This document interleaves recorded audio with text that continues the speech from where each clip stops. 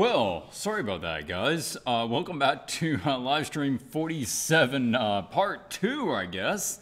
My power went out during the last live stream. All the lights, everything out. I'm not sure what was going on, but somebody spliced a wire wrong somewhere in the city. And yeah, now we're back. I have not proceeded anywhere from where we left off because my computer wasn't even on. So we're going to have to be picking back up right where we left off due to the power going out. And I will give a minute so people can start having a chance to come back in before I proceed. So anybody that's already coming back in, Rooster, Tanmay, Blade, if you guys have any questions, toss them to me. We'll kill a minute or two here so people can be joining back in on the stream. Sorry about that. Here in this town, power goes off uncommonly often. I'm not sure why it is, but yeah, it just does. Unfortunately, it caught us at a bad time, and this computer is very slow to turn back on. That's one thing that I've noticed from this older iMac, which uses the standard old style of hard drive. That has to spin up and everything. It takes a long time to boot up. But my newer one, which is a hybrid drive, part of it's solid state and part of it's the traditional, it can boot up way faster. And I love the way that the technology is moving to being more solid state. That's awesome for me. Had a power out? Yes, I did. Just went out for a moment. The rest of the time was me just trying to get my computer up and get all my programs back up. But, all right, we got 27 people back in. So let's go ahead and continue. And, of course, anybody that's missed it can just watch it in review. We were on Giles' image, so let's pop that open. Okay. I don't like the double, like the single. And some reason that got set down. Right.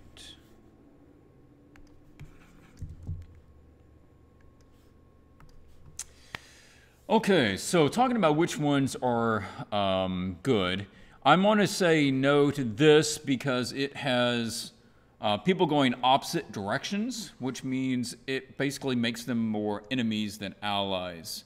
This is too weird of an angle. We don't get a good view of either one of them. So not a big favor of that. These just, yeah, not so much. This one could work. These would be my 3. This one's just a bit more action-y, and we're kind of covering the dude's head up with the foreground guy. It could be good for the right image, but not necessarily for this one. This one's a bit more passive. So I would choose either this one, or that one if you adjusted it a little bit. Turn him so that he's facing more of this direction, right? And he's facing the same direction instead of seeing his back. Or we see both of their backs if they're going against the castle. But having a castle or something in the background to give a little scale is not a bad idea. So one of those two would be my bet. On this one, depending on what his face shape is, you might want to move him to this side so that he's not getting covered up by the head over there. And we would have unobstructed view of the small guy, and we'll have plenty of room for the head on the other side. And that would be my other thought. And having a close-up of this is fine, too. We don't have to see the whole body of the larger, character. So you could have some nice detail work on the big one, and then the less detail essentially on that guy because he's altogether smaller.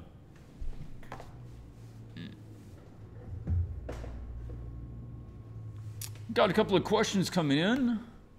It is Rooster asks, all right, let me move that out of the way. Do you perform any warm-ups as part of your process? Anything that you do before starting a major piece?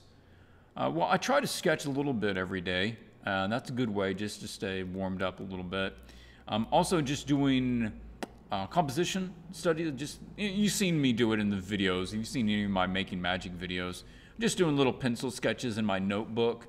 That kind of warm up by doing that sort of thing. So that's an option.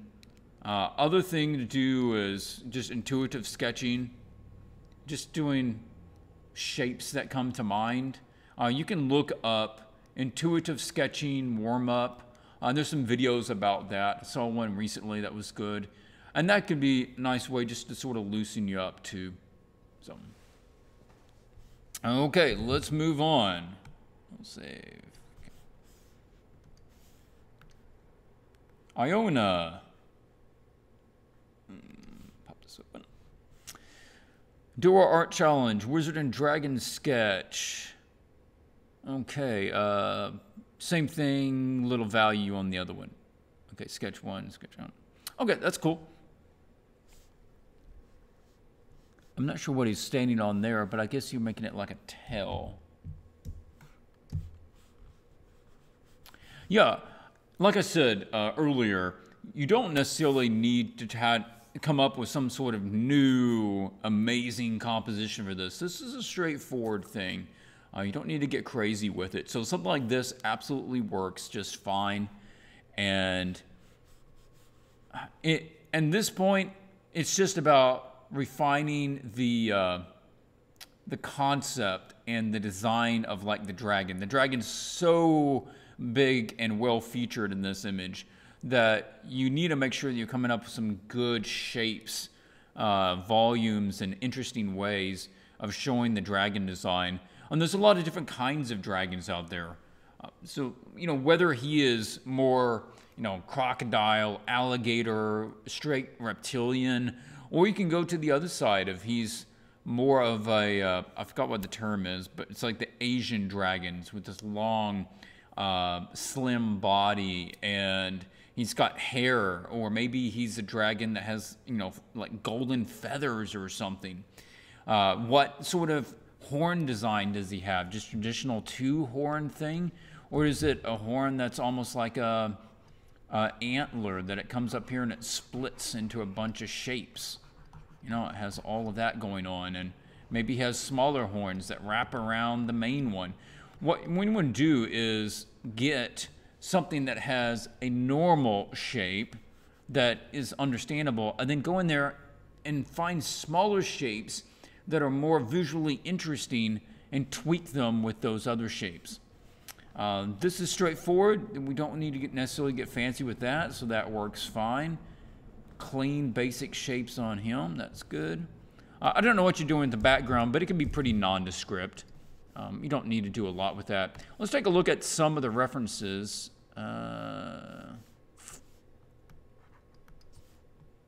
After it reopened, I have to go back here first.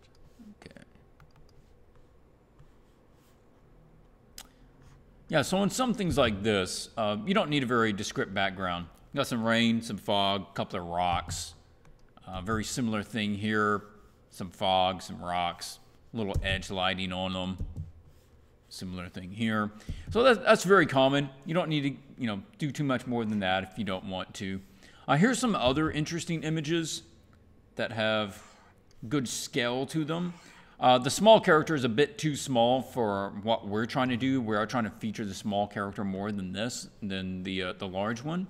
But that's a nice piece. This is a beautiful piece. That one would work well too.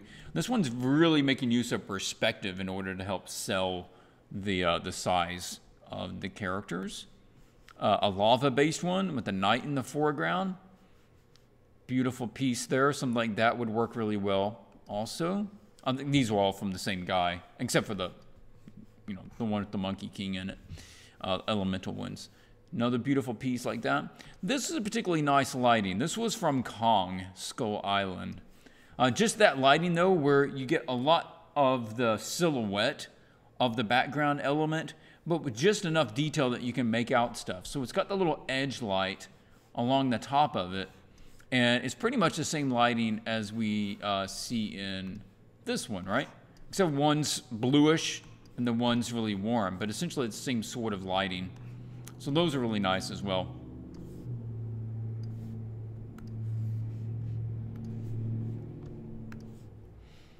Okay, let's go back. Yeah, just make sure that you're taking the time to really step up the design of the dragon. I would say that that's the thing that you should really focus on this one, since he is so big and so featured. And tell you what, a good, interesting dragon design, everybody loves it. It connects. All of us, we will eat that stuff up. And think about what this is, and remember that this is a lot closer to than the head is, so it needs to have a different size of pattern, and what kind of scales or feathers or hair is, you know, along on that. And I'm assuming it's going from left to right. That's pulling around that way and not going forwards. It would be more interesting if it was looping around. Okay, very good. I'll also think about the color, if maybe you can tie the two of them color-wise. Like maybe the dragon eye is the same color as the magic on the staff. That would be a really good combination with those.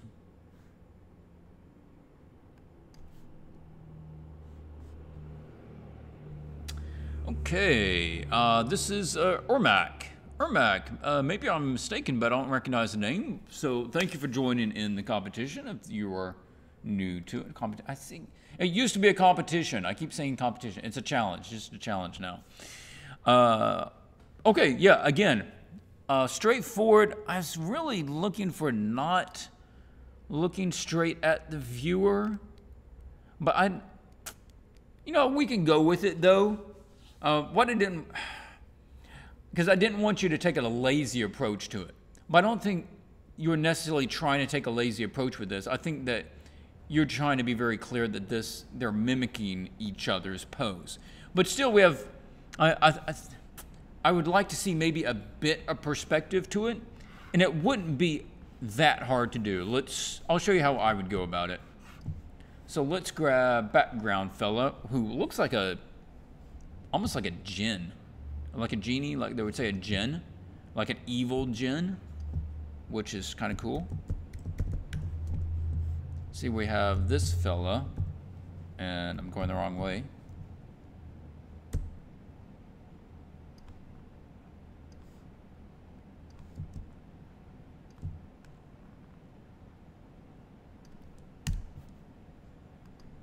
And we have this fella.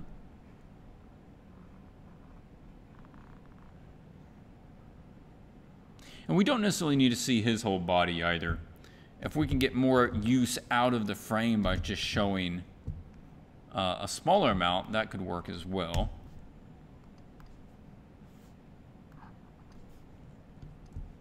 But if we can put them both on essentially the same kind of perspective grid, that they're mimicking each other, but you have more of an angle to what's going on here. You know, you have this sort of perspective going on. And then you can have him here and have that guy there, and they both have their arms out, right? And they're both doing same pose, but then we get a little more depth this direction. If not, we could stick it this way, and that's fine, but let's push it even further. All right, let's try to consider zooming up on this.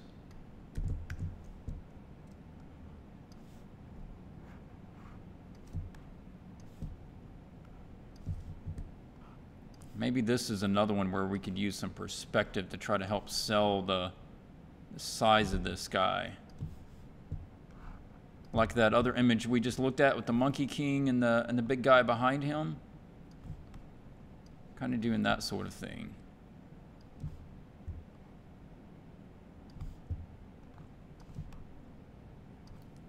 And that would just heighten it a little bit. That's a very rough and you know, quick way to do it. But see about doing that too. That's also a good option to try to get more size out of him.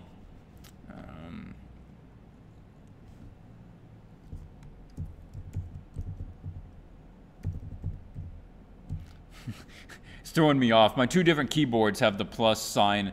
Like this one has the plus sign on a different spot than where my other one does. I hit the wrong one. As far as armor design, the silhouette of this works fine because it's similar to his. They both have that. Serrated blade reads fine. But This looks more like a vest, like he's just wearing a vest. So take a look at armor designs. Go out there and look at good real armor, and also look at some good fantasy armor. One of the things you'll probably see is that you need the shoulders up here. And it's going to be sitting on top of this plate. So it's going to have to do, you know, something along that line. And that's also going to make him look a lot more beefy and a lot more menacing, is to have that, the larger shoulders. And he seems like he's in a position of power, which means generally you spread your legs wider. You're trying to make yourself look bigger, be more intimidating. Yeah. Okay, the glowing inside of the chest is good. Glowing off in the arms, like maybe it's coming through his veins, coming out of his eyes and mouth. That's good. I love the whirlwind feel going on back here. Some other things that you could think about is, let's take this off. You could have like floating rocks, like it's levitating some of the rocks up, is a good thing. And you can also mimic some of the stuff going on here. So, like, you know, he's got blood. I assume he's like pouring some blood out, spilt his blood to summon this thing. Maybe there's magic starting to swirl around this, giving the idea that this is spawning the larger similar magic effect in the background. So tying the two of them together that way as well. Okay, that's a couple of ideas. Hopefully you found those helpful. Mack, thank you for joining. Looking forward to see how you handle the colors. On that note, do what you can. You don't have to do everything. All right, if you are kind of struggling with it, if you have a hard time with colors and you really don't have the values down well, you don't have to go to it. You don't have to move into the colors. If you want to just stick with doing a black and white version, just do a black and white version. You don't owe me anything, right? You need to do what's right for you. And one of the worst mistakes you can do is just biting off too much. If you don't have the time to put into it, or if you don't have the skills to pull it off, don't worry about it. Like I said before, don't go faster than you can with accuracy, or go as fast as you can with accuracy. Right? Don't sacrifice trying to get more done just for the sake of getting it done. Do what you can, but do it well. All right. I was thinking it would be possible to do concepts on Friday and finals on Sunday. It would give me more time for finalizing, which is more close to normal workflow. Yeah, I don't want to stream on Sunday. I've got other commitments on other days. So, yeah. Okay. Yeah, I've got to have the weekends off just from all my work stuff to do other life things. Okay, we've got Jonathan. Jonathan working with the warrior and a titan of some kind. Okay. Putting a lot of time into the helmet. This is one of those things I'm gonna call you on a little bit, that this is a lot of tightening on a concept before it's approved essentially for a final. And maybe you don't need my approval to go forwards, but that's still that's pretty tight for something that's not set yet. I would prefer to see that you spent more time trying to work on other things than just adding rivets and highlights to rivets on the helmet.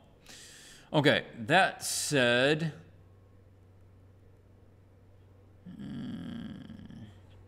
I'm not sure what you're going for with this thing.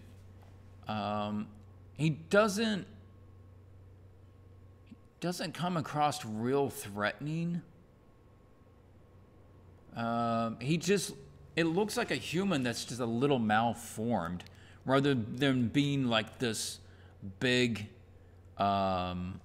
scary, Titan creature. Let's see what we have is.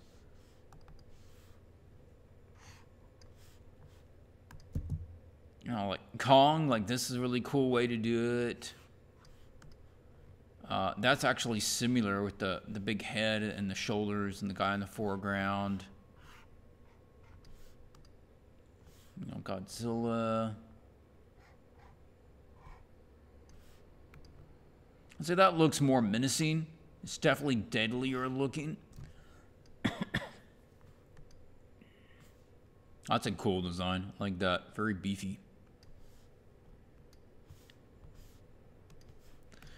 So for here, like if you want to do with this, then take it further. Mesh it into some sort of animal is a good way just to throw it out of being too human. Mix it with something else. Mix it with almost any kind of beast would give you a different feel. Also, if you want to do it, then, you know, really making him more beefy so that his neck is massive. You know, Hulk this guy out so that he's menacing. I'm not sure what these things are. They're not really adding anything to the scene. Even if you just got that thing's head and put it on this thing, it would be more interesting. And when you put his hand here, it feels like he's trying to make his way over to this guy. And that's not what we need. So I think we're okay with this guy.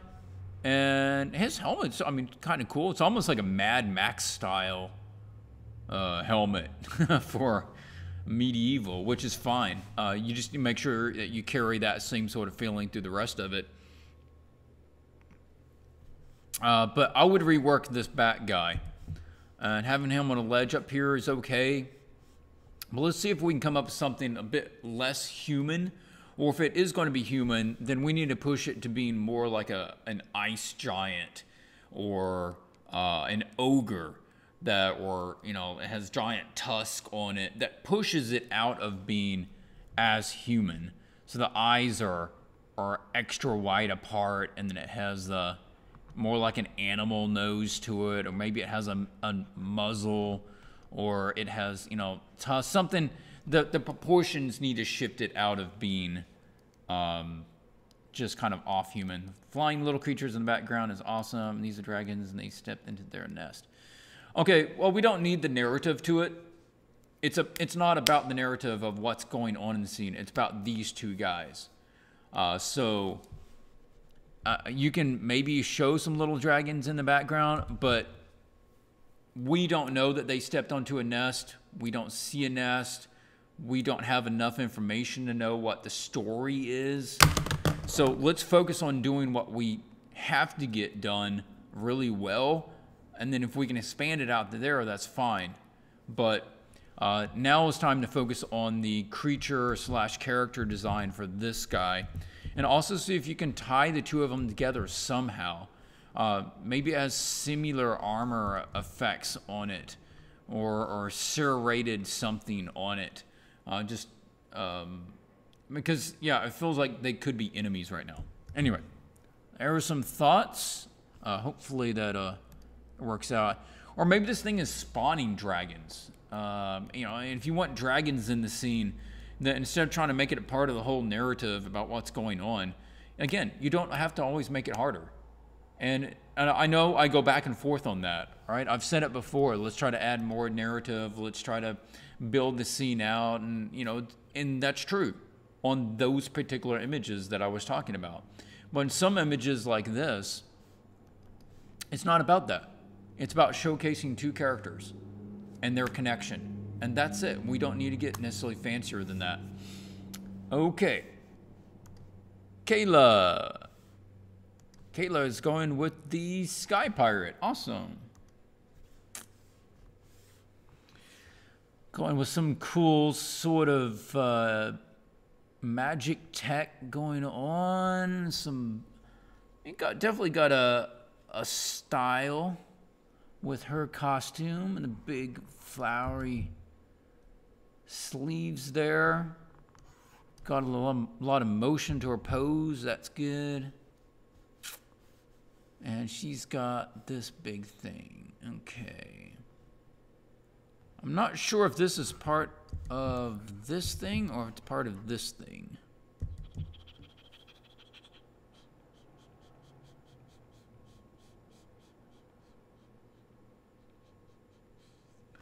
Okay.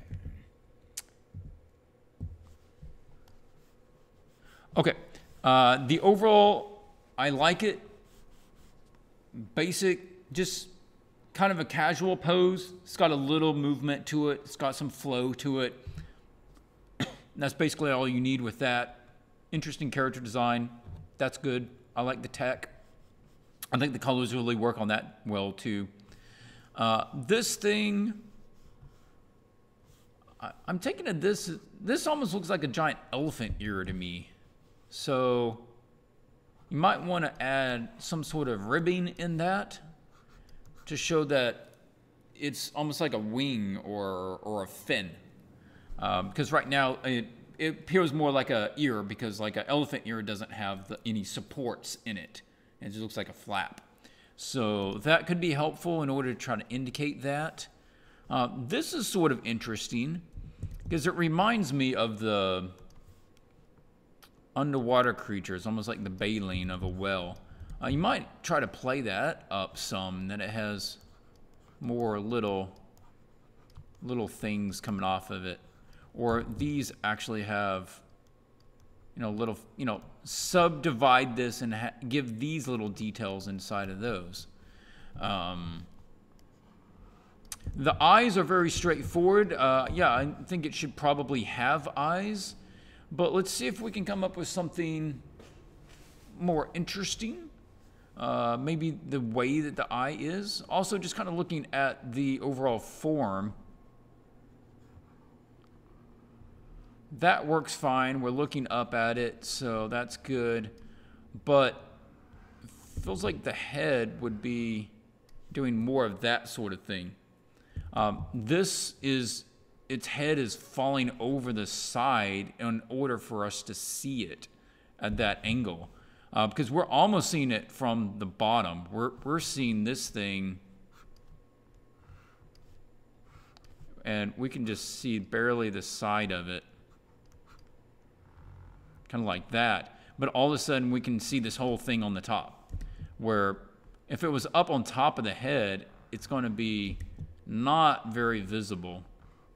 It's kind of like looking up at a dolphin. And its eye also, we would not be able to see the top of it. We're looking up at such an angle that it would be barely possible to even see any thickness of the eye.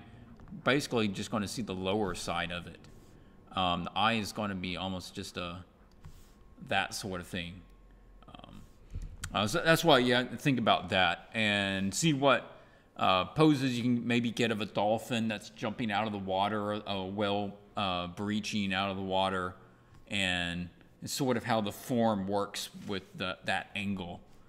And figure out what kind of pattern you can add to it. Maybe it has some sort of stripes. Maybe it has a coloration that mimics the colors of the sky, right? It has like natural camouflage of cloud colors, or it mimics cloud colors, and same maybe an octopus does to hide it within the clouds and the blue of the sky. Or there's similar colors. Maybe it shines light, right? Maybe these things give off light, and yeah, there we go. This sort of thing. I'm almost feeling like this should be circling around this way. If this is fairly small, I kind of want to think it's going to be doing that rather than this. And also gives us more room over here for the creature, instead of taking up all the foreground with that. I think that would be more interesting. Yeah, more that way. There we go.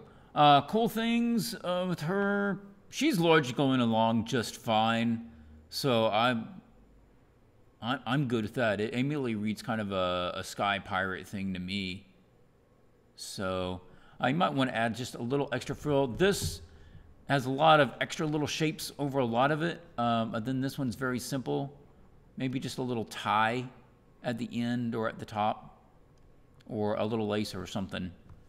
Just to give it a little extra, or like maybe some little designs along the edges. Yeah. Kayla, I like it. It's going well. Good composition, good overall idea and composing of things. Looking forward to see what you do.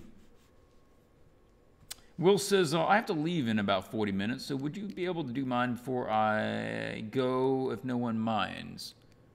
Will, you're last up? Yeah, Will, that's fine. And we'll do yours, and then we'll just jump back over to Leonardo.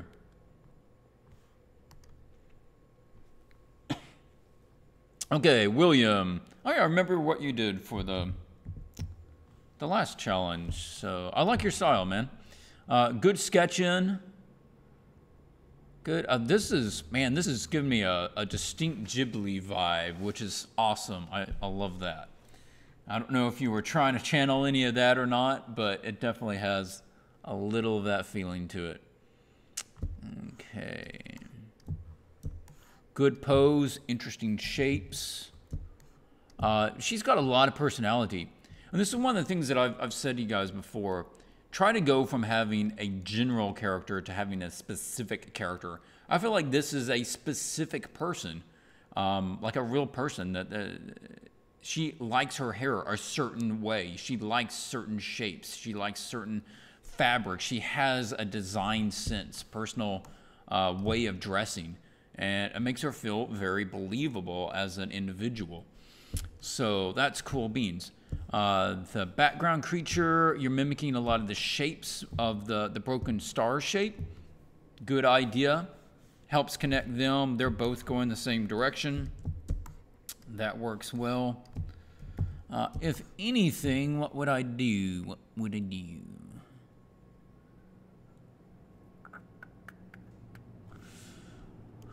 I would consider even making this background guy even bigger. I'm just curious. Like, you don't necessarily have to fit everything on the frame.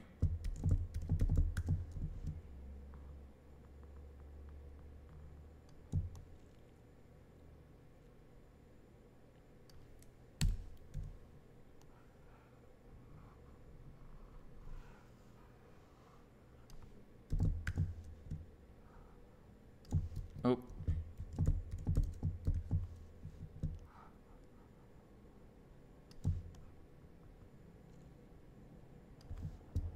I really just want to push the magnitude of the background creature.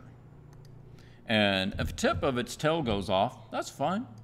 That's no worries. Nobody says everything has to fit, you know, in the frame.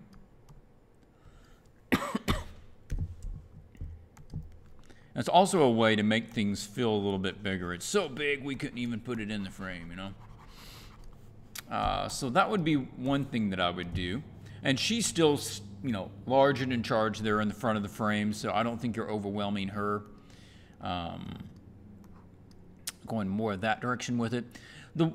The fins, arms, wings,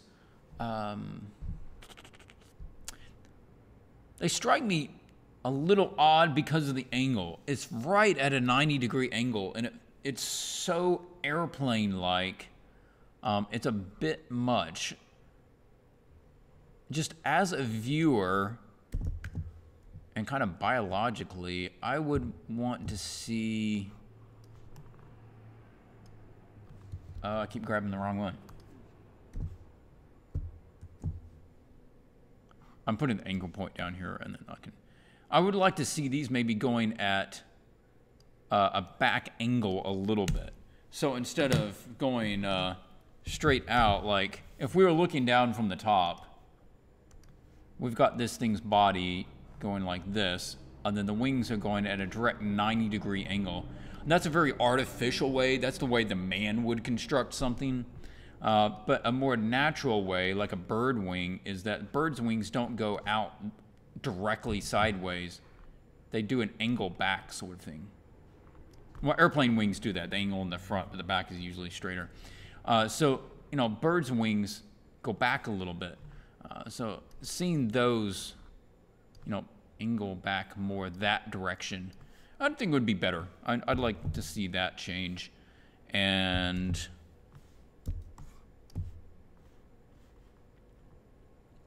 can we do something a little bit different? Instead of just this is a very basic normal tail. Maybe there's more streamers on the back of the tail, like on the front, or maybe there's another tail you know, fin section that kind of comes off in the middle. Or maybe there's one that does, you know, vertically. Oh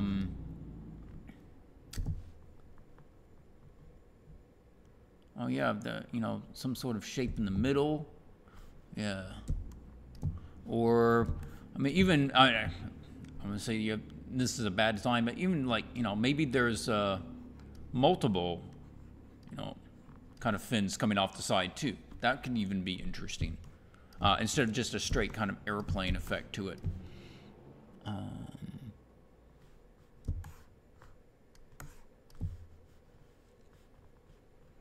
This is all really solid. I don't really have anything to go over on that. That reads really well. Love this help with the values. I love this one. I help with the values. But style is great here.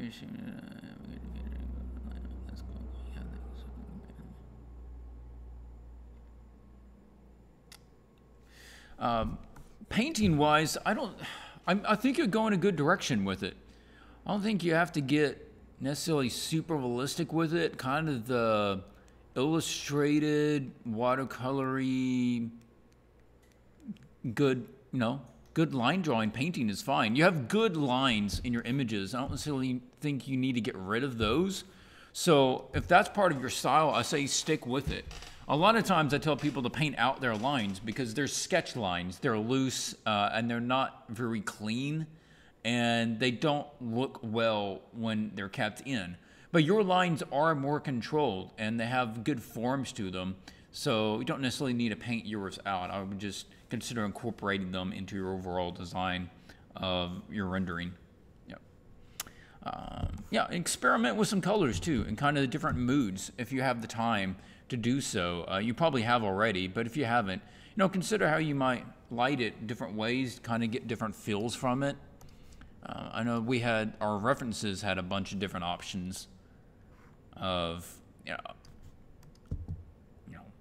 different colors that you can use, whether you want a positive feeling, like, you know, this is super positive and bright and blue, or you can have something more menacing and dark if you want to go for more that direction. So make sure you take a look at some of your options, or also look at you know, images and paintings that were created for some of the Ghibli films.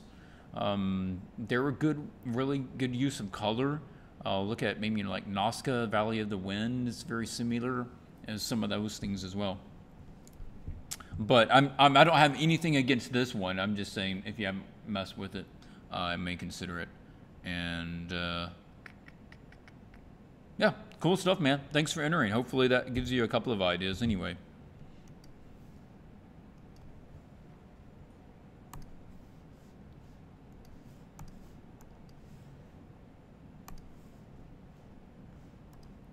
Leonardo is up.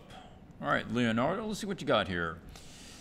A couple of concepts. Hey, Clint, everybody I showed this to, I assume, tend to like the one on the right better. However, I think the one above looks way cooler. I might just go with my gut on this one. Thanks.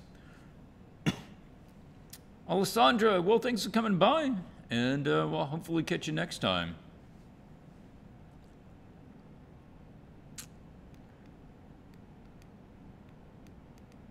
Well, the one on the right has a lot more energy to it, and I understand that.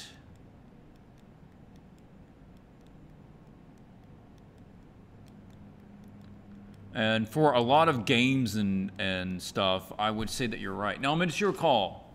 Depends what you want to focus on. I think the one on the right has a more impact to it, but if that's not what you're trying to go for, then yeah, go with what you want. But you've got to find more to get out of this.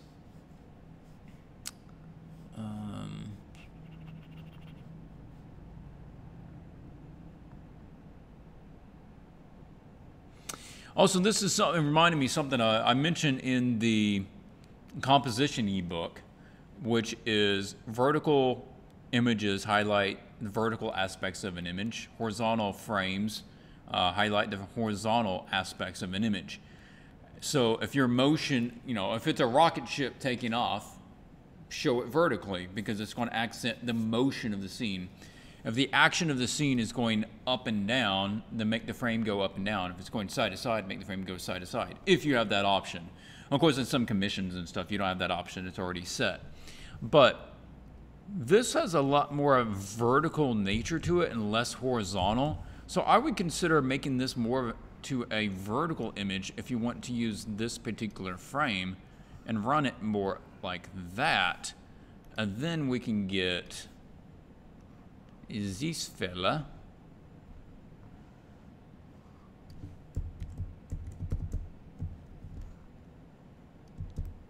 Now we have him like this, and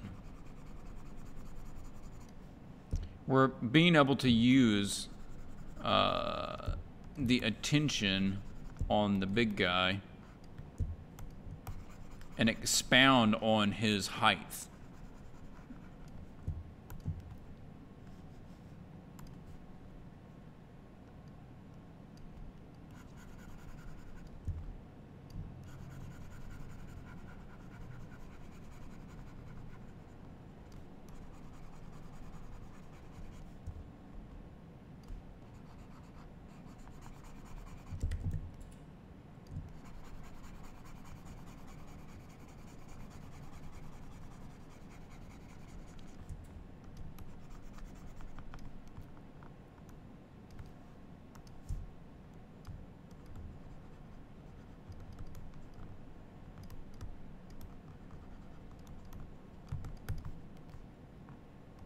I could also have some snow up on this guy too.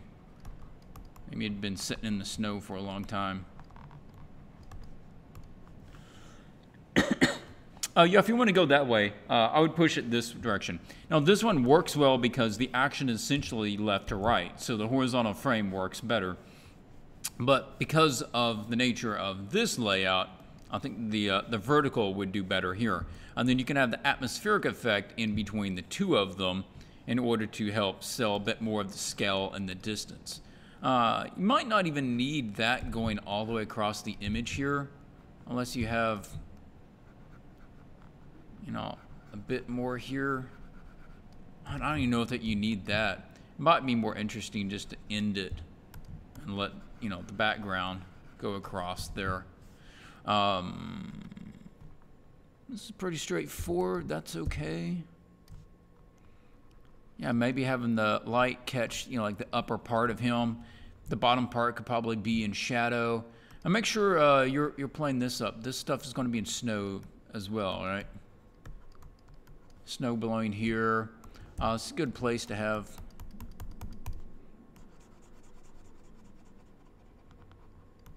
Arctic breath coming out of that dude. Got glowy eyes, maybe. Got some flurries coming down. It doesn't have to be a snowstorm, but think about maybe having some flurries. And if it's not a super sunny day everywhere, you might have some darker clouds, you know, in behind those guys. So it's a bit more of a still scene than an action scene, and that's okay. See what you're going to do. I assume you're going to do the same sort of thing for that. It does need visual information as far as what you're doing with the, you know, armor design or you know, skin, or does he have wrappings around him or something, you know, along that line. You could also see maybe the end of like a hammer. Now you don't have to see his whole arm. Maybe his other hand has like a giant axe or something, but it feels like there almost needs to be something offsetting this on this angle, and him holding a weapon would work well.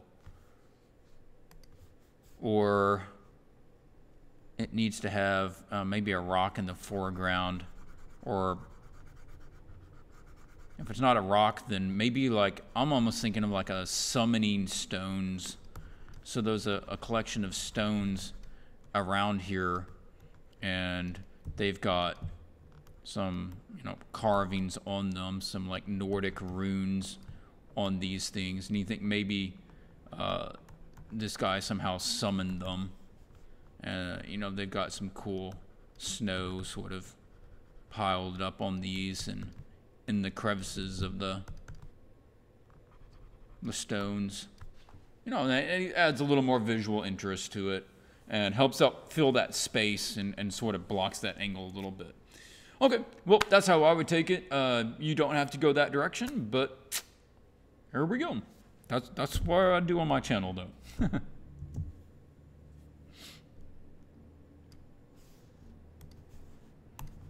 Lisa. All right, Lisa, what do we got here? Okay, Lisa Vanderbroek. A couple of different concepts, all using a lady. Almost looks, I want to say Atlantean in a way, with a serpent dragon. Let's do a layer.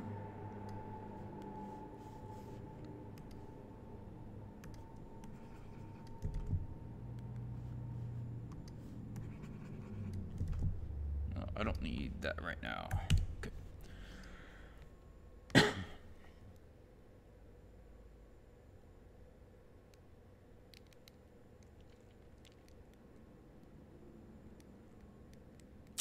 Okay, for this particular challenge, the ones that I see that would be the most effective, and again, something that I'm coming back is the use of the space in the frame. We're trying to fill most of the frame with the characters, certainly the background character. This one, not so much. That one, not so much.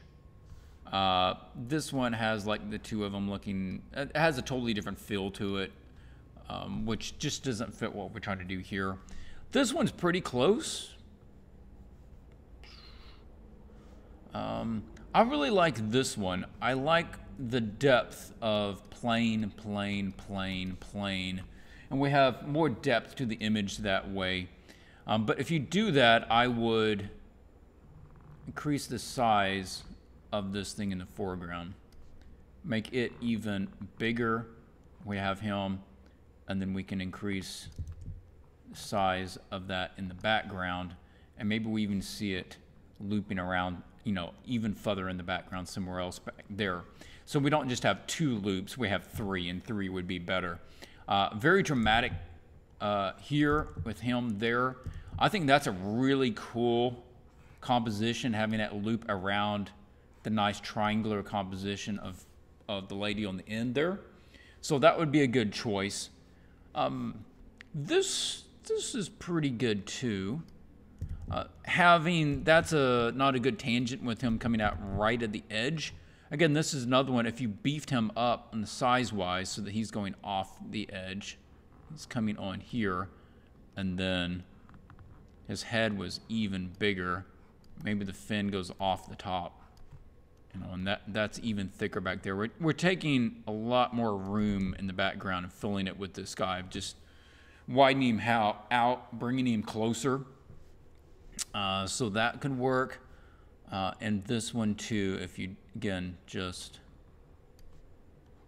taking more with this head. And then probably doing the same thing here, just letting some of these be going in the background, various loops in the background of this thing kind of winding around, taking up most of the room.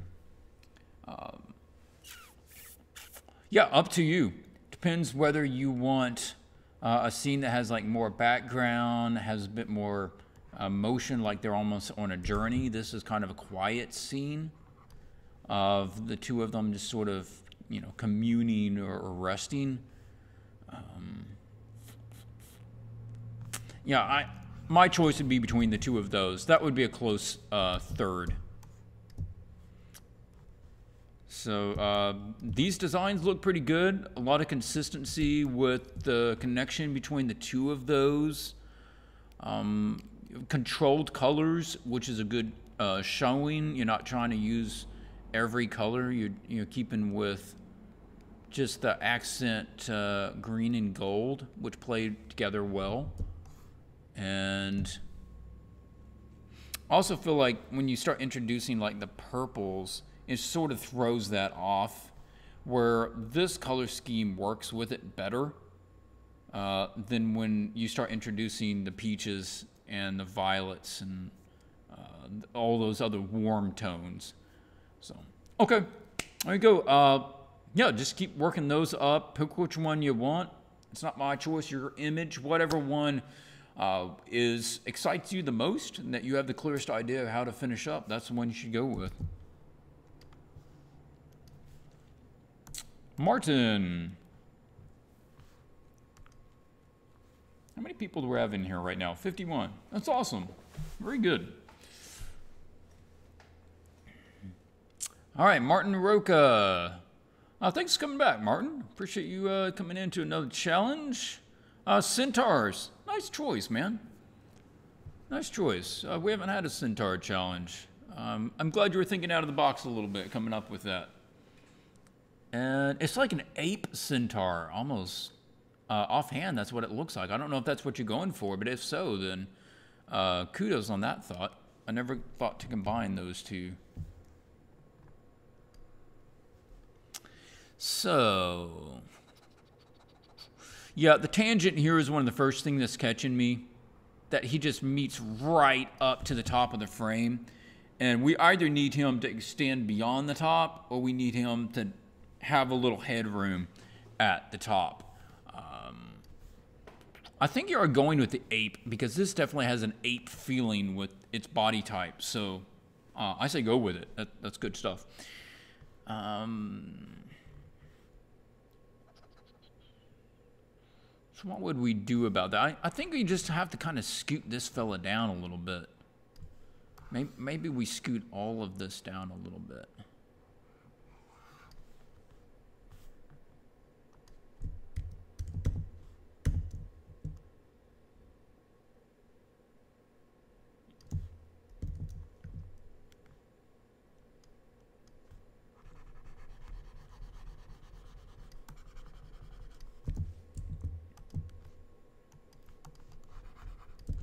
Nope, that color.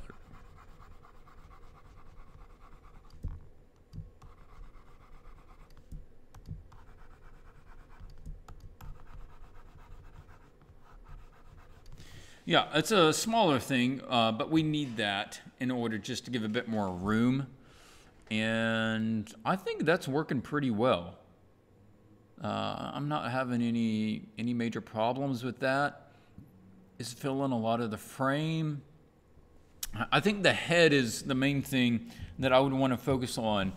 This guy's reading pretty well, but this guy's not reading as well with the face. And one of the things is, this is so basic of a curve. And, you know, can we come up with something more interesting? Like, can it have a big brow shape there? Kind of a, you know, a big ape brow. Yeah. With the deep set eyes back inside. And then, you know, big there.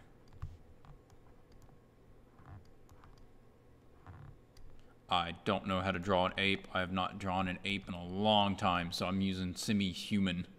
And we have a good Thanos chin. There we go.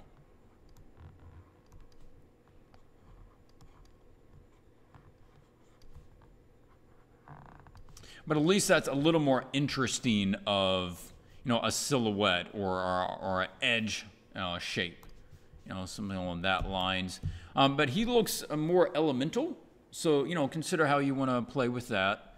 And it looks like he's got like trees and stuff coming out. And you could have things like, you know, vines creating some of the shapes like around the mouth or whatever. Or maybe he's even got like a beard. I'm just saying tree beard, but maybe he's got, you know, some of those shapes coming down here as well. And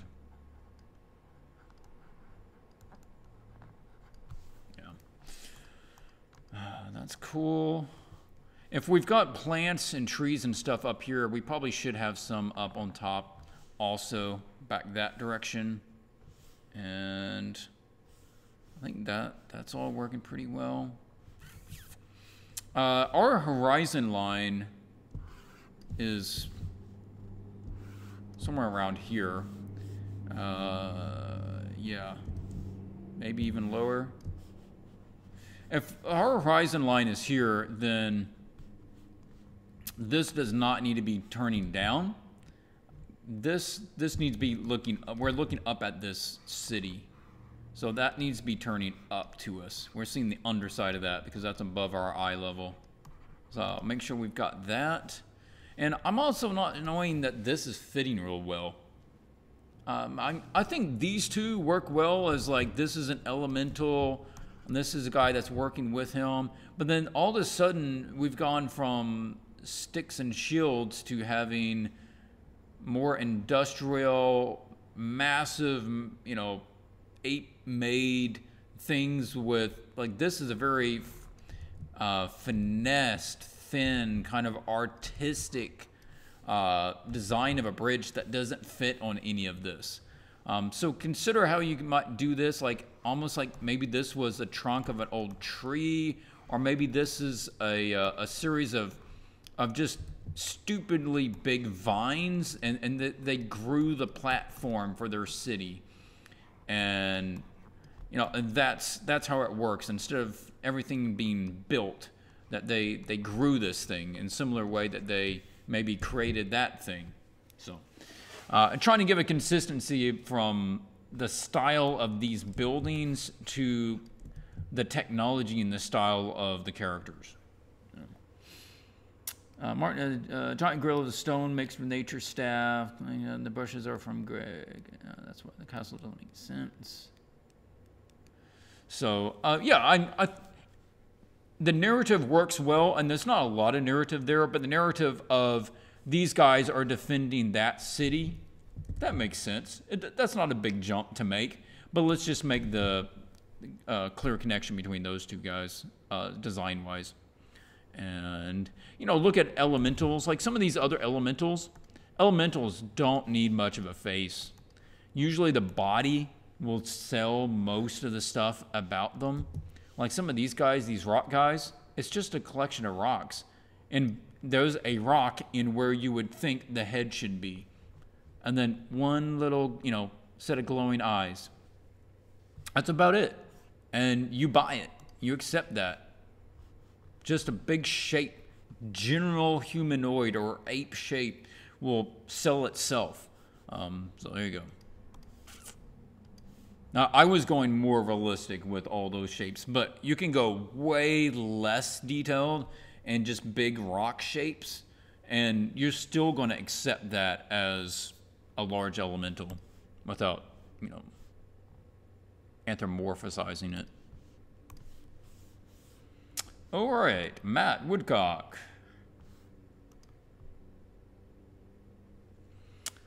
Matt, all right, you're going a way different direction here. Okay. All right, this is another one where I don't know that I'm seeing these guys as allies. It looks like you're trying to make the dragon smile, which is always kind of tricky. But this is going off from what I was saying. We need, you know, a foreground character, humanoid. We need to be able to connect with this character. We have them really small in the scene, and we have them facing the opposite direction. So we need to get, look at the other compositions. Take a look at their handle. I'm not saying that this is a bad image. I'm not saying that this can't be a successful image. I'm just saying that this image isn't fulfilling the requirement of this particular challenge. And that's what I'm going to hold you to, because that's what you submitted it to. So in this case, let's take a look. What's working, what's not working. Big creature, serpentine dragon, that's fine. Castle in the background for scale, that's fine. But we need to be able to see this character. We need them somewhere here in the foreground, bigger, so that we can, you know, make out who they are. And let's not have them looking directly at the camera. All right, that's one of the things I said. Let's try not to have them looking right at the camera, and that's what's going on here. So let's have them both looking a certain direction. All right, maybe they're both looking off. A lot of this isn't telling us anything that we don't really need to know.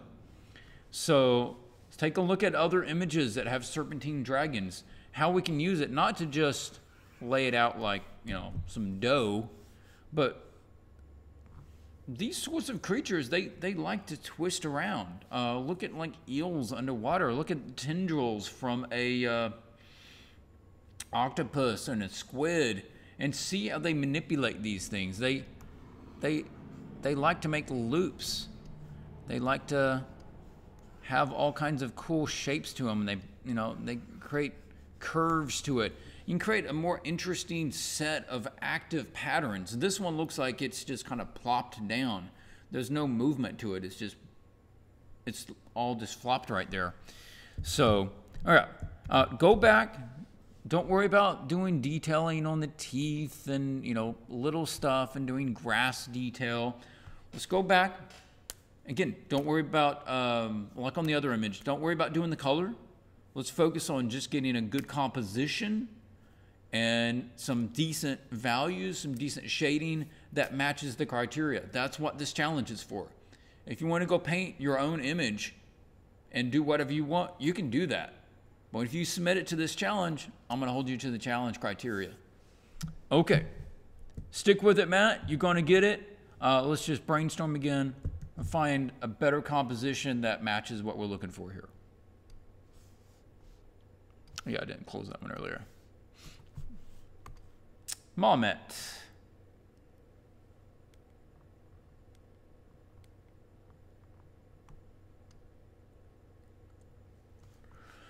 Okay. We've got old fella. Yeah, and you had two different versions, him with armor and him without. But it's not that big of a difference between the two of them. That's not going to make or break the image, is whether he has armor or not. So what I'm trying to look at is, does it fit the criteria of the scene? If it does, how, and how can we make it better? If not, how is it not, and how can we correct it? So in this case, there's a lot of other stuff going on in this scene that is drawing the attention away from the thing that I need to know. And also, when you get really dark with the values like this, I can't make out a lot of this stuff. And that's one of the things that I got to keep in mind, is that it might make sense to you, but no one else knows what your lines mean unless you're really clean with them and unless the values help tell them what it is. I don't know what any of this is. All right? I don't know what anything is going on over here.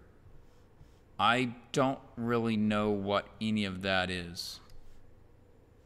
I'm not sure what this is. So these are all things that are not great because it's all taking away our attention from what we need.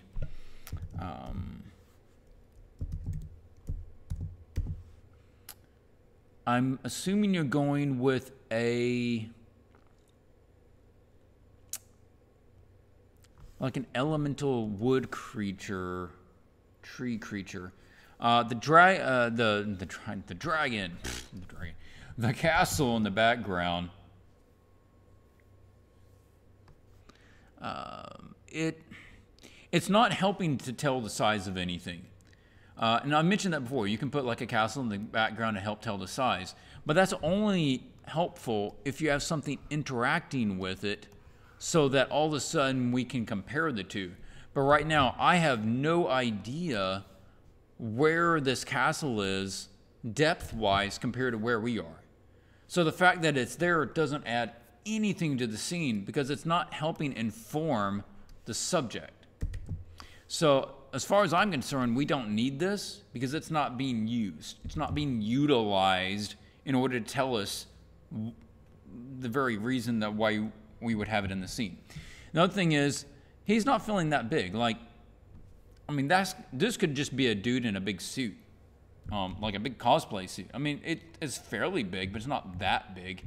But all of a sudden, if we make him smaller, and that's fine. We can have him with a little traveling band of stuff, and he's having, you know, dinner right there. then now he feels bigger. May even go smaller than that.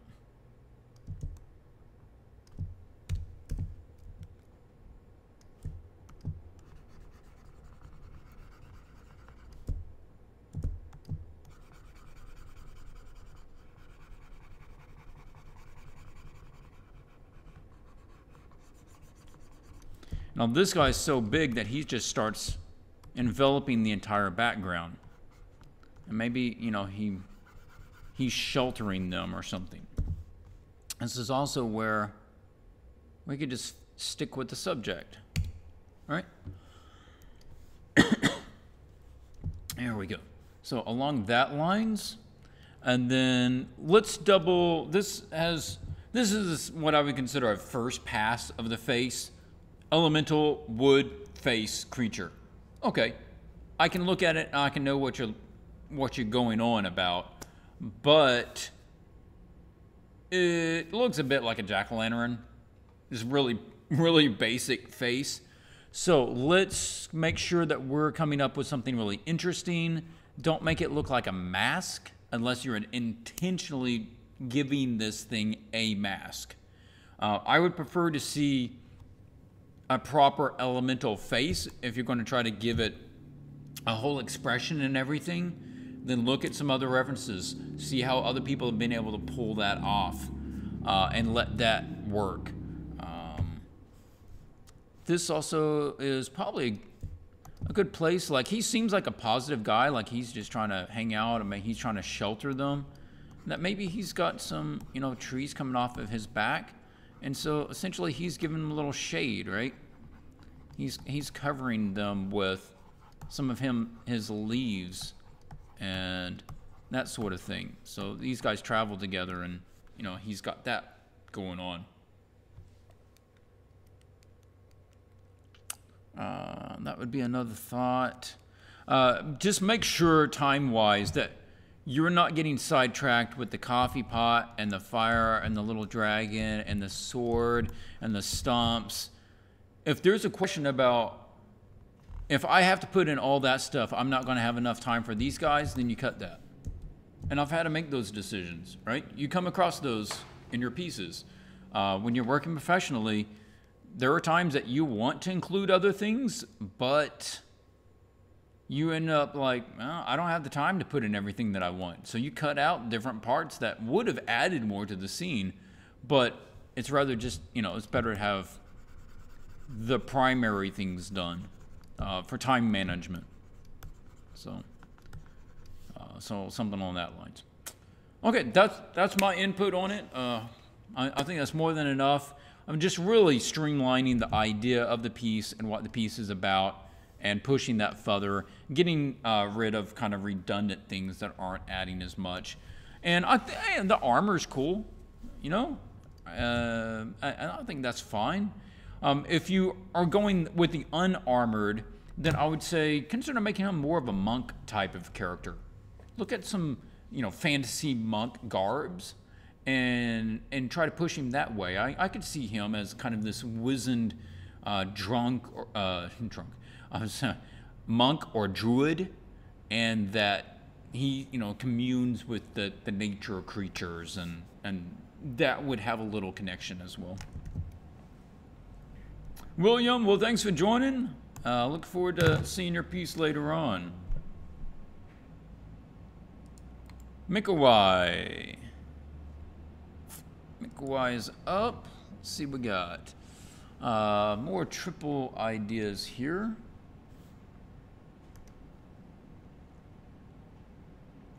Yeah, like I said, you know, it's straightforward, but these all work.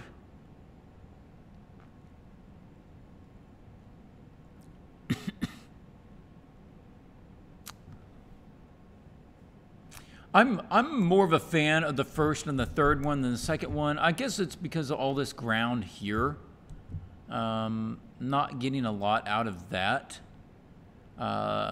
He seems a bit more passive, and that's fine. They can have more passive. However, this one is also good. One of the reasons I like this one is that his head breaks from the shape of the dragon. And so it helps him stand out more. So that's cool. And this thing's got a bit of an eel look, like the underwater eel, not like he's sick. And that's cool. Like an eel-influenced dragon brings about some interesting ideas. I don't know if you were channeling any of that or getting some ideas from that, but I could see that working well. And it's very water-based dragon design. And this guy works well, too. Very classic wizard sort of thing going on. I think he's my favorite between the different ones. Yeah. This one could work well, or either one of these, if you changed it up. So you've got this beautiful dark shape of the dragon right there with the nice little ridges along the back. But this guy gets lost in it.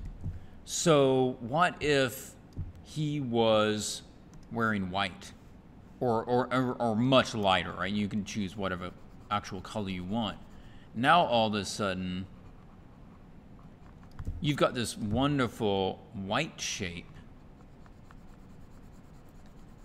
that stands out from that black shape.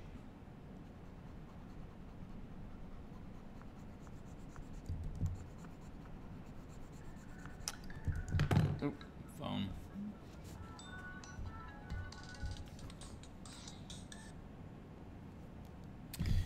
So here, I don't think you need it as much because his head breaks from the form, and that's helpful. But maybe like the undergarment is whiter, then his outer cloak can be a little bit darker. It still helps him stand out. Compositionally, though, that would work really well. I'm kind of interpreting this as a really misty sea or shore. You might even show some little rocks kind of just sticking up in the, in the mist, that sort of thing back there. That would work really well. Some cool shapes of water-washed rocks. Also, if this is on a shoreline and it's really misty, that means all of this is wet, and wet rocks will reflect the sky colors a lot. They get very mirror-like and reflecting things at an acute angle. So you're going to have some of that reflecting the water, and some of it is going to be, strong highlights, little highlights along the wet parts. Yeah, that'd be my feedback. Game of Thrones references, is that obvious? Whether it's obvious or not, it doesn't matter. I think you're kind of taking it in its own direction, especially if you change up the type of dragon that it is. But wizards with big dragons behind them, or any character with a big dragon behind them, Game of Thrones did not come up with that, so, no worries. What else? This is another one. You could think about adding atmosphere between the two. If you wanted to keep him like in darker robes, no, I'm not trying to type in there. Like here. If you wanted to keep him in darker robes, that's fine. And it's kind of interesting to have a dragon in the darker robes. That you could add sort of atmosphere behind this guy. You probably want to add a little bit to the dragon anyway. And if it is a foggy scene, then a lot of foggy scenes, the sky is really not that bright. So we want to take that down a little bit. And you get most of the light right along the horizon area rather than higher in the sky.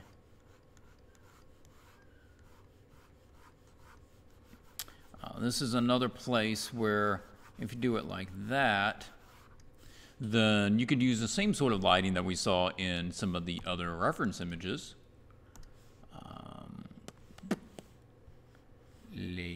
Like this one. Doing that sort of thing where it's almost silhouetted, but we have some light, brighter light catching the edges Same thing with that other image we looked at down here. Look at that. This has sort of a fill light from the fire, right? So we got the light here.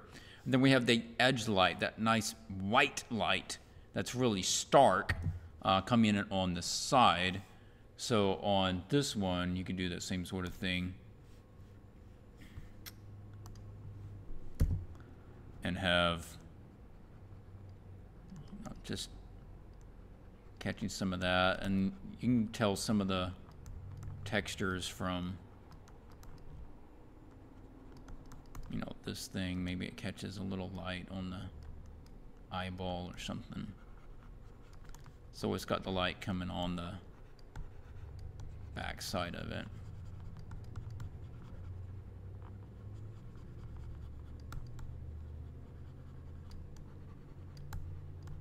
And the wizard might, you know, the wizard might not even be catching any, which is why the light in the background kind of goes around him and makes him stand out a little bit more. You know, something like that. That would be cool. All right. There we go. That's some thoughts. Give you a little direction and see where you take it from there.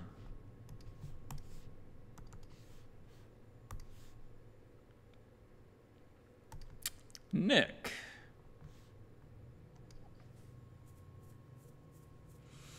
Okay. Going with the warrior, the giant titan in the background.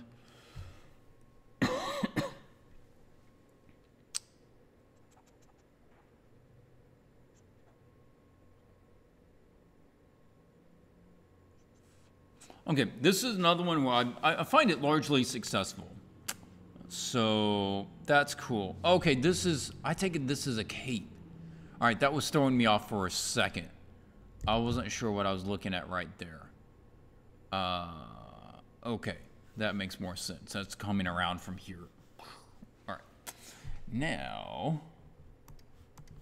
where do we go from here?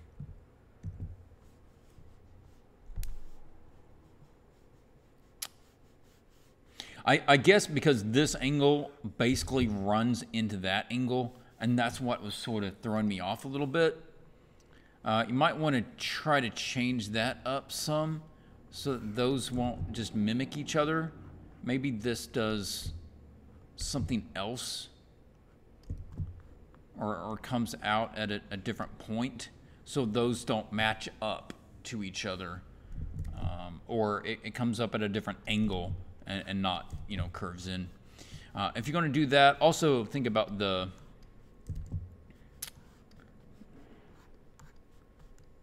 curve of this. This is going to try to buckle back and forth. So adding in some of the curves on the edges would help to sell that as a curve there. Foreshortening here is pretty good. I like it coming at us. The legs are a little wonky for me.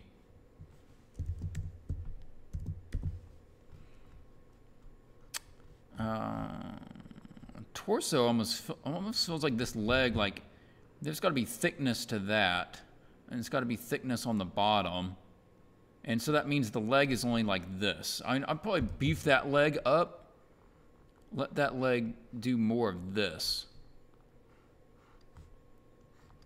And it also feels a little long that the knee is coming all the way out to here.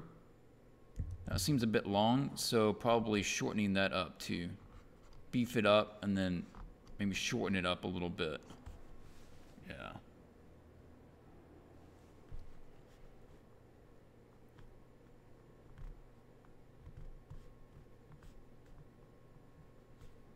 I feel like this is a type of armor. I forget what the name of the piece is that has the part that goes down along the side of the leg and the hip there.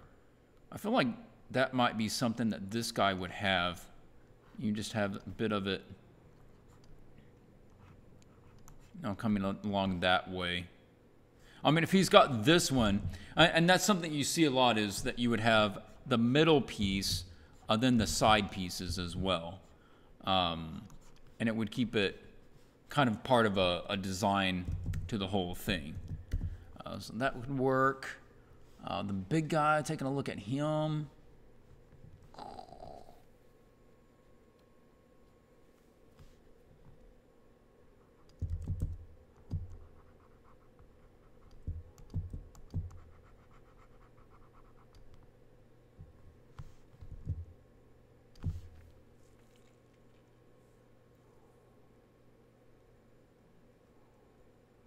His size is good. Yeah, I don't even know necessarily that we need as much of this rock back here. I kind of like him. He's got a good silhouette. This rock isn't necessarily doing us any real favors.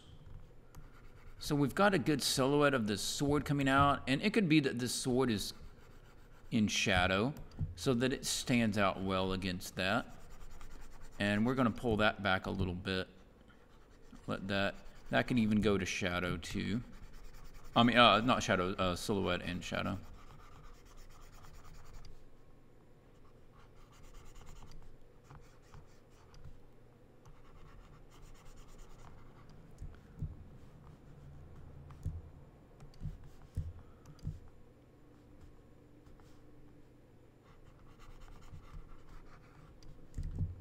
Just maybe a little less rock that kind of comes along there.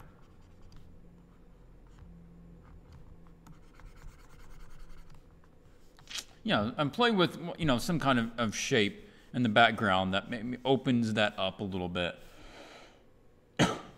He seems a little straightforward. The overall pose, I think, is working pretty well. I guess it's like this shape is really simple. And you've got very angular design element that's very angular. A lot of cool shapes going on here. And then this is super basic. All this is way more basic. This is more just like a football, you know, design. So like he's got this massive neck. So let's see about maybe having this curve around his neck, right? And then coming down. And maybe he's got chains, you know, massive chains hanging off of him, or he's got chains wrapped around his arm or something. And if you're going to have spikes, maybe they're more menacing, you know. And see if we can come up with a more interesting shape for the helmet, or maybe there's patchwork of, like, that was a piece that was on there, and then, you know, there's another patched piece over here. So it's more piecemeal if you want to go that direction, just to keep it from being just the curved, you know, cap-looking approach to it. Also, like, you know, pushing it a little less human, maybe with some tusk or something, some gruff, or maybe some chest hair, some giant chest hair. Having fun with it.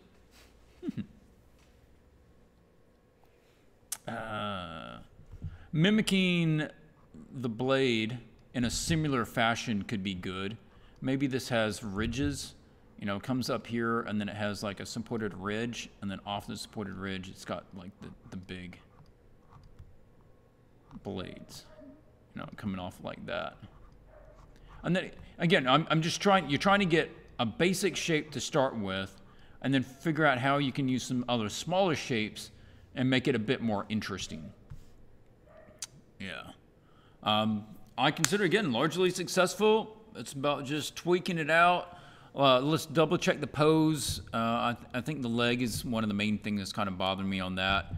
The leg's probably going to be a little fatter, be a little higher on the top, a little shorter to the knee. I almost feel like this one might be coming to us more. So we could be having more of this, you know, foreshortening to it. Might see some of the kneecap right there coming up, because you had that big kneecap shape, you know, somewhere here. Kind of more of that sort of thing. And I don't know if you want the same design on this sword, on that sword too. But this could also be good places to have some sort of magic effect if you want to have some glowing or some fire or something coming off of those. That could be cool. Cool stuff, man. Nick, thanks for joining. Sebastian. Okay, Sky Pirate, a couple of ships, fish. Okay. Let's go. New layer.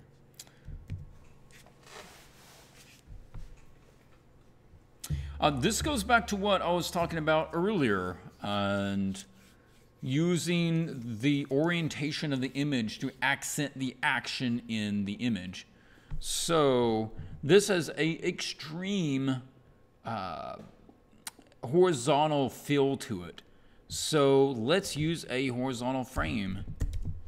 And width-wise canvas, let's set that to like 160. Yeah. Actually, let's double it and see what we get. We'll have enough room. Okay, and I want to keep Mr. Pirate Dude basically on one layer.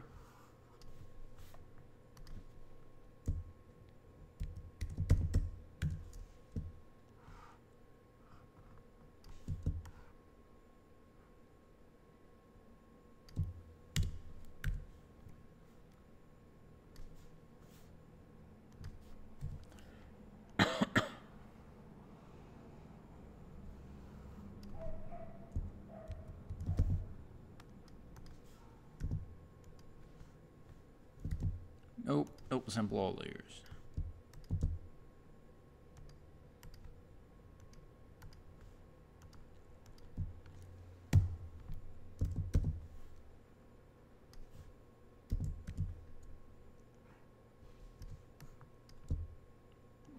Big fishy.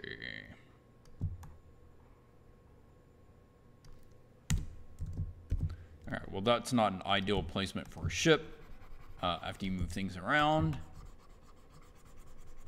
So, a lot of the same elements, essentially all the same ingredients and subjects that you already have, but let's put them in a different combination so that we get more out of them.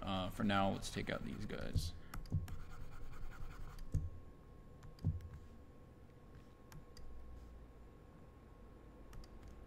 Lisa says, I'm loving that pose. Yeah, it is a good pose. Good action to it. You can feel the strain on the arm. You can feel the wind coming against him.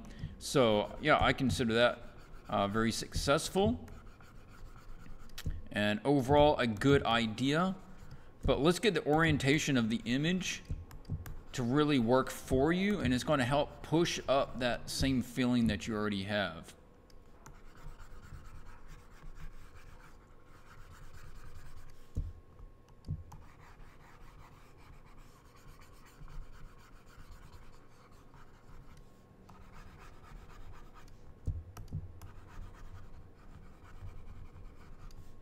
So now we've got this this giant fishy coming out of the clouds, and I don't know if you had it on here as much, but this is a great place to have the clouds are sticking to it, right? So it's just jumped out of the big bank of clouds, and so it kind of trails off behind this thing. It's like the Millennium Falcon shooting out of the Death Star. You've got the clouds kind of sticking to it.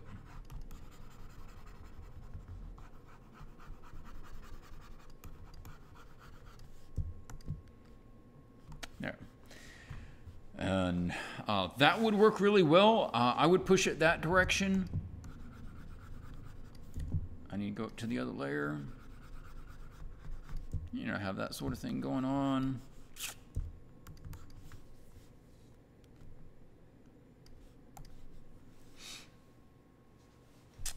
And, you know, this does look like a very basic fish design. So I do suggest trying to push that a bit further and come up with something that's not just a regular fish, or maybe not even a regular fish color. Maybe a color that mimics him somehow. Maybe golden, and he can have, you know, play off a bit of the golden colors like in his clothes.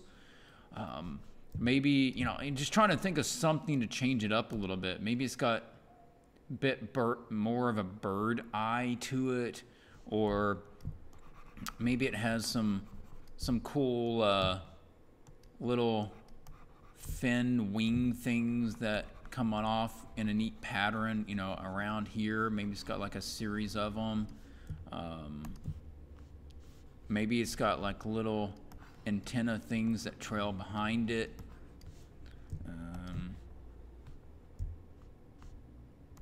Yeah, and just changing it up so it's not just looks like a regular fish that's really big and flying out. The ships aren't a bad idea, but let's not have them come between these two guys.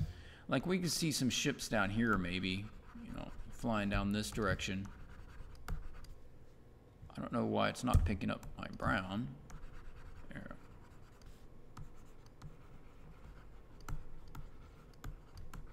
So that it's not being obtrusive to the subject.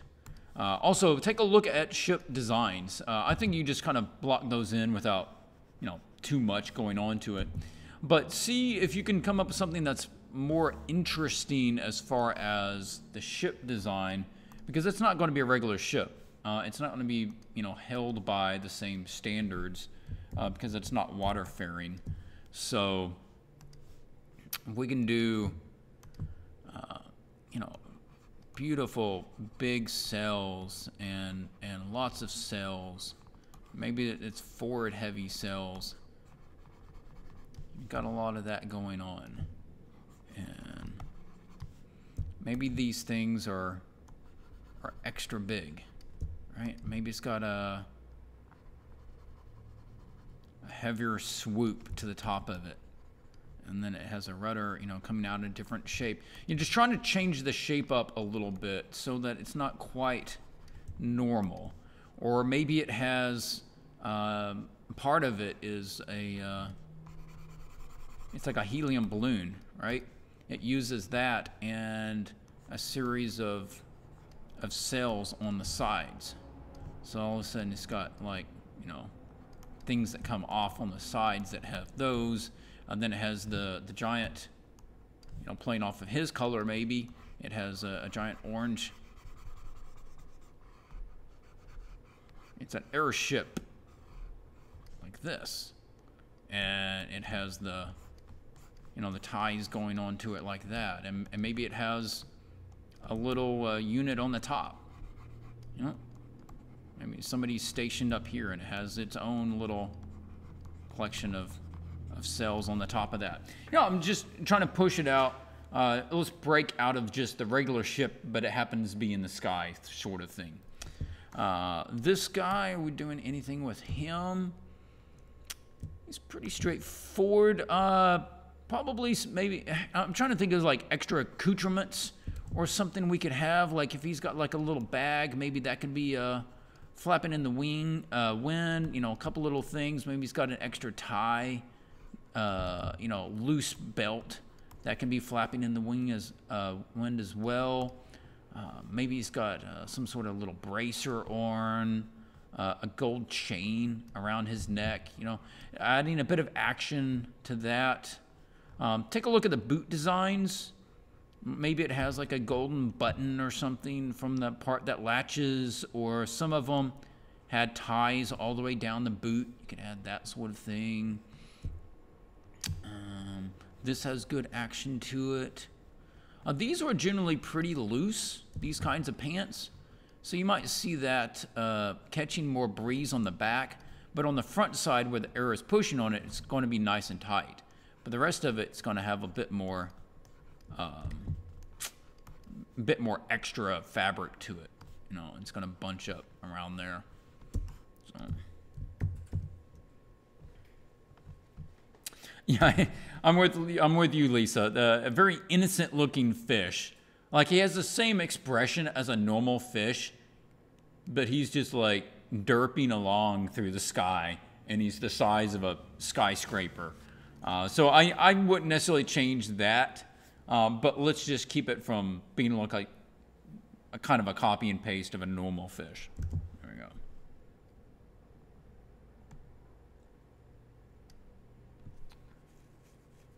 It reminds me of a scene offhand. It didn't occur to me until I was just thinking about it.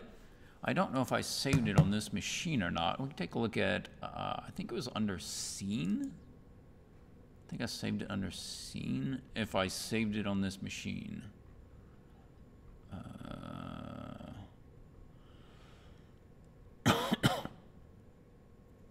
Actually, that's not a bad reference also. That's not the one I was looking for, though. This one's kind of cool. I don't know if you've ever seen this one, Gone Fishing. That was a cool scene, though. This is a good concept art of, or I don't know if it's concept art from the movie or somebody's just fan art, but Godzilla. Getting a big size out of him. That was good. No, the one I was looking at, oh, this is cool. I didn't even notice this one. Take a look at this. How awesome is that? Ilskort Dragon Rider Final. That's beautiful. Yeah. Yeah, get some inspiration from that one, guys. Like, he put the little birds down here, too, to kind of help sell the scale from it. That's really nice. I'll try to remember to put that one online for you guys if you want to take a look at that one. No, it was the one all the people were flying in the cart up in the sky. Yeah.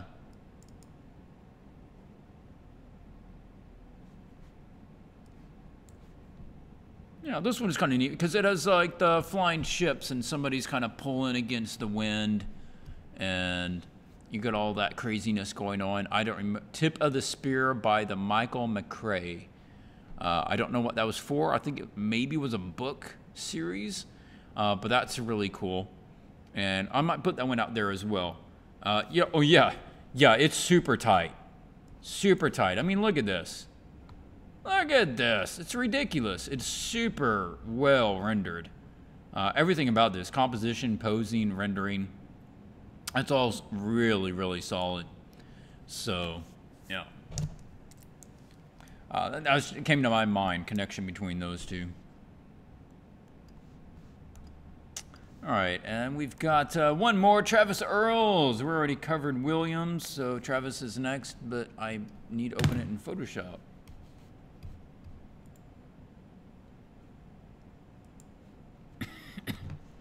All right, okay, man, we're going with, I want to say like, dark version of Warhammer soldier, that sort of physique. I'm digging the dark design of this guy and the serrated split blade. That's a good idea. Okay, so this guy is basically selling all the points on him, but this back guy, not as much. He's not connecting with me nearly as well. Feels a lot more like just an afterthought. Sorry, my phone is doing something weird. Looks like it's just rebooting itself without me telling it to. Okay. Okay. Well, let's go back to what is this image about? It's about these two guys and filling the frame with these guys. Also, this has a very strong vertical feel to it, but we're using the horizontal layout. So the only reason that this works, the only reason that we need a horizontal to this image is because this blade is so long. But let's say that that's not an absolute, that we don't have to have the blade that long, in which case we could, let's say, duplicate this and then make a new layer. Then if we treated this as a vertical image, let's just split it this way.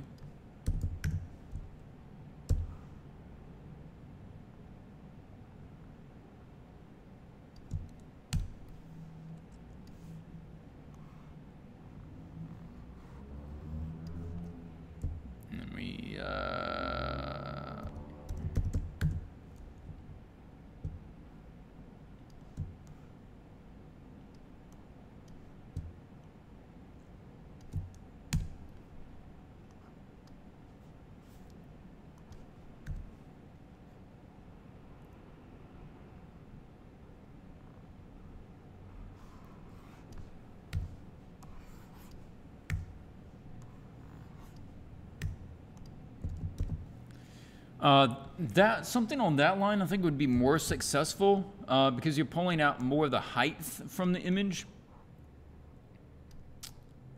Kind of on this line, probably offsetting it more like that would be more successful. On the first one, when you offset them that far horizontally, it has a bit more of a feeling that he's trying to hunt the thing. So if you do it this way, they feel like they're kind of, you know, teaming up more, and we wouldn't have the blade there. That's sort of messing with it, so I'm trying to paint that out. And it's not a bad idea. It's just if you might want to make it into like a split axe, you know, instead, in order to help fit it on the scene. So it might not be a blade. It might have to be something more like that. Then that makes sense. This illustration has so much potential. Yeah, it's amazing. Great design. But this plays up the strength that he already established with the vertical nature of it. I'm going to say keep working on this guy. He seems very far removed from this thing. If anything, start by making it more like a black creature. The blackness and the darkness of his design would connect really well with that guy if he was also very dark. And you've got kind of the gore thing going on with some of the ribs and you know, guts and stuff. So let's see a bit more of that. Let's see if we can create a creature more out of that way. And maybe it has, you know, random armor pieces on it. You can have like the massive mouth. You can have some eyes sticking off of it. But yeah, I'm going to say let's focus on him. Consider doing the composition this way. I mean, you can work the other way. But if you do, let's not just split it where it essentially, this is a book cover, right? He works fine on one side. He works fine on the other side. But there's really not a connection between the two. If you do, then if we're going to do it this way, then we really need him to be taking up that. All of this basically needs to be this thing. And maybe you can have a building here and part of a, you know, this ruined building here. But this would need to be creature.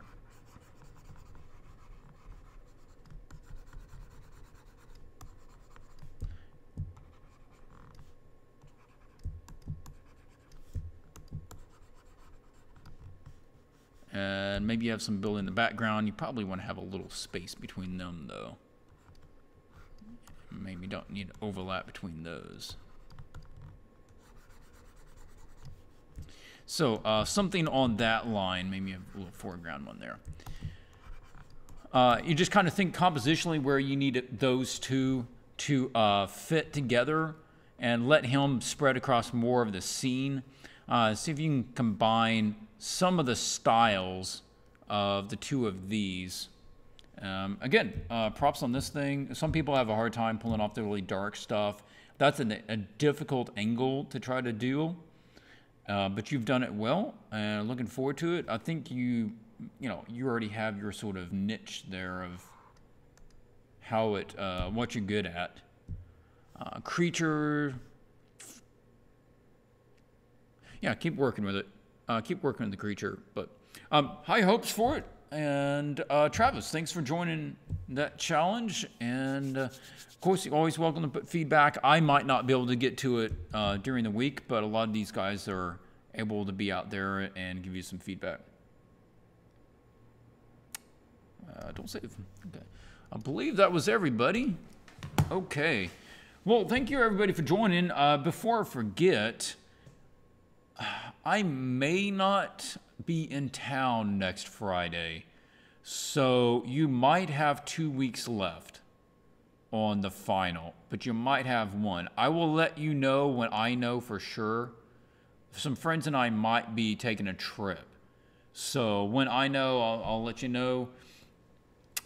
If you can round it up in a week, then you need to do so. I'm sorry to give you a soft answer on that, but I just want to let you know that I didn't initially think I was leaving, but I might be, so just letting you know. Okay, as a reminder, if you have not joined in this challenge, but you want to jump in the challenge, you don't need to have sent in a sketch, or feel free to send in a final, and I will review them as I've already done on these. You do need to become a patron. This is a reward, a bonus for patrons. I'm working on the Patreon. I think I'm going to do a video this month. Ebooks just take a long time, and I've been doing ebooks for like a year. So I'm putting together a video, and that should be coming out at the beginning of February. Again, I will put a update on that probably within the next 2 days. So there we go. Will you let us know without Facebook? I will put a notice out on the YouTube post. I can put a comment in my YouTube channel and let you know out there. I'll put it out there, and then I'll put it on the Facebook channel as well. So, okay, that's it for now. And thank you, everybody, for joining and supporting the community. Until you see you next time, keep drawing.